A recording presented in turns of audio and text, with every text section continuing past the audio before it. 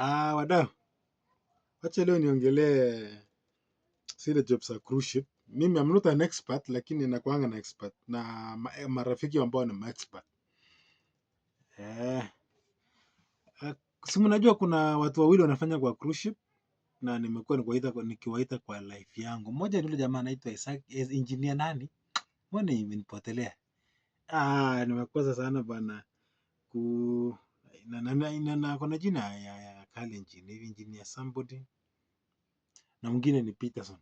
Peterson siwezi msahau jina, maana tulikuwa naye kule Qatar wakati alikuwa anaomba kazi ya cruise ship.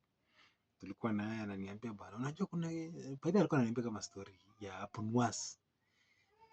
It was so fun, ananiambia bwana, unajua nimeanza kuomba kazi ya cruise ship bwana. Naambia unaombaje? Online tu. Unaingia tu kwa nini? Hizo nini za cruise ship tu, hizo inaitwa nini? Andika tu cruise ship companies. Ukishaandika inakuletea hizo kampani mingi, sijui nini. Cruise ship iko na kampani mingi. Ni kama kwa mfano hizi nini ya magari, si kuna Eldoret Express, kuna Kangaroo, kuna nini, kuna North Rift, kuna nini. Pia nini cruise ship pia kuna aina mingi za cruise ship. So akaniambia bwana, sasa hizi nang'ang'ana tu narusha tu huku. Nikamwambia unaomba kazi gani? Niambia bwana, nimeona cleaner ndio at least. Kisha akaniambia bwana, nimepata reply lakini nimeanguka, sijapata. Lakini sitaruhusu baka rusha mahali pengine, akarusha. Siku moja akaniambia bwana, unajua nini? Nimeambiwa bwana wananifanyia interview bwana kesho. Still kwangu mimi ikakuwa tu ni story tu ya Punwas. Kesho ka time sijui ilikuwa masaa ngapi, sielewi hata. So I didn't care.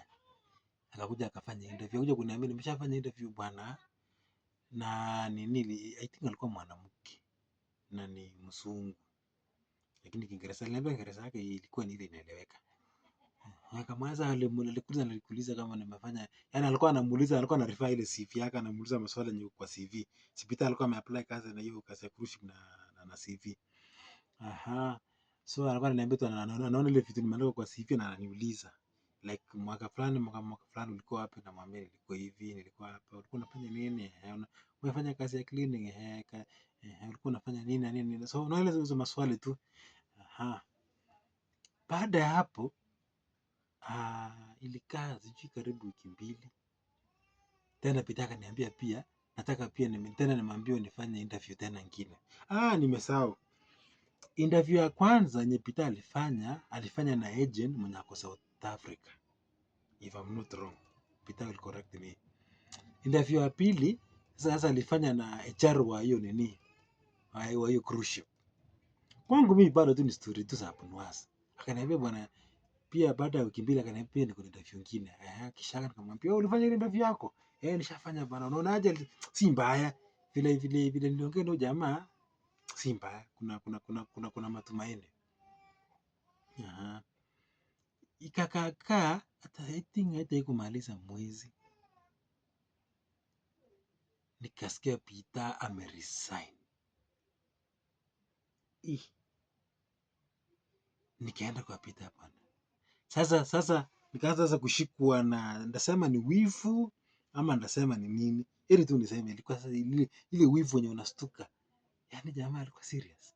So nikaenda kwa Peter nikamwambia Peter bwana, kuliendaje? Mbona umeresign? Akaniambia bwana, sasa kuna kitu inaitwa certificate ya inaitwa STW sijui nini, na inapatikana tu kwa Kenya kule Mombasa, na umeniuliza kitu. So lazima niende nisomee. So nikamwambia Peter, unaamua kabisa kuresign kazi na ikienda kuumana. Sasa naanza mimi najaribu Peter akaniambia mara vile tumefika, ameniambia already mimi amenipatia opportunity, yani kama tayari ashaambiwa umeshapata kazi ya cruise ship but we need this and this and these documents. Sasa Peter akaresign akaenda Kenya, kutoka Kenya sio alienda Mombasa akasomea sijui nini sijui ni wiki mbili ama mwezi mmoja nini. So sasa ikawa sasa ni Peter sijui anaenda embassy nini ya Nairobi, embassy ya US. Ananiambia kafika mahali kwanza unaelewa ukiwa Qatar yako Kenya, sasa anafanya tu mambo yake tu hivi. Hata hakutuambia. Siku moja akaposti picha nyingine, kuna ile nini ya kuna bridge fulani US, watu wengi sana wametumia ma actors kwa acting movie.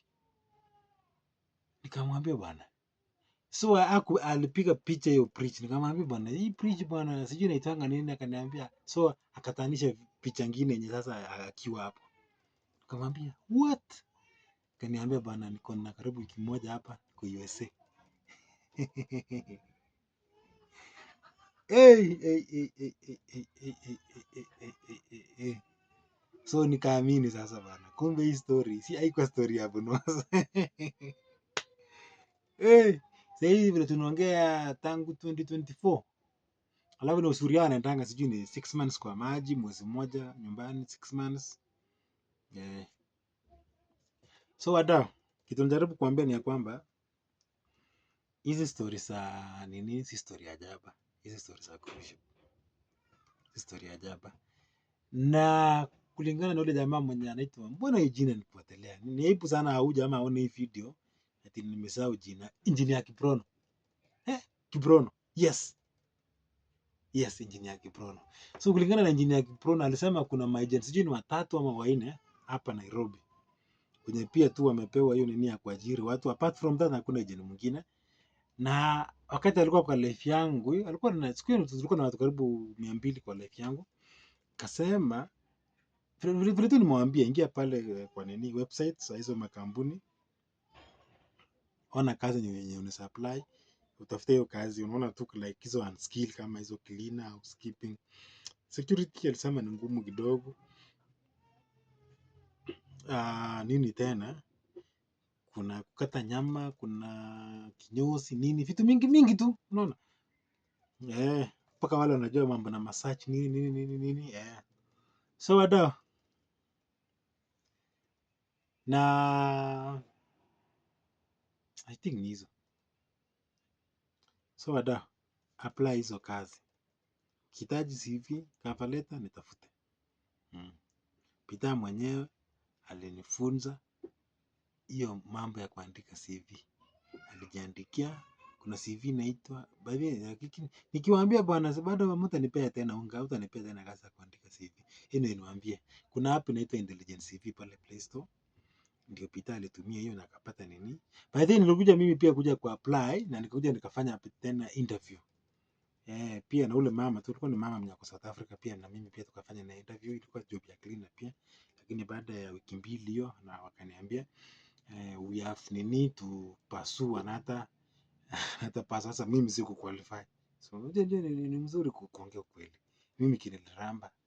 So for now si apply sana, nyinyi mmeanza kunidanganya na pesa mingi ya CV, cover letter, hizo application ya Canada. So naona ni kama nyinyi nashukuru Mungu. Haya, so mbarikiwe sana wadau. So wale pia mnataka za nini inaitwaje ku apply for tourist visa, maybe Canada, Turkey, unataka hizo madocument yote.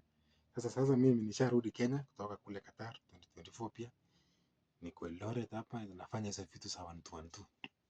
We never know in future. But then nili apply ni moja ya tourist visa Canada 2024 nikapata refusal. Soon pia nitafanya pia nione reapplication vile itakuwa. Shida ukishaambia mtu ukweli wanaanza kama alipata refusal kwa anataka ku apply.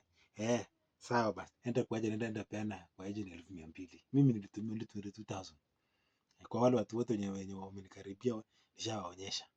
Wale marafiki za close friend nishawaonyesha pesa nililipa. Kwa nini nililipa $22 ya 2024 ilikuwa juu. So hiyo $185 Canadian dollars by then ilikuwa ni 22k. Size ni 18k. Sawa da. Alafu nipate mtu nimekimbia kwa agent kwa apply tourist visa ya Canada nikalipa $250,000. Ni kama agent anapeananga visa. Anyway, sasa tunaribia my agent kazi. All the best.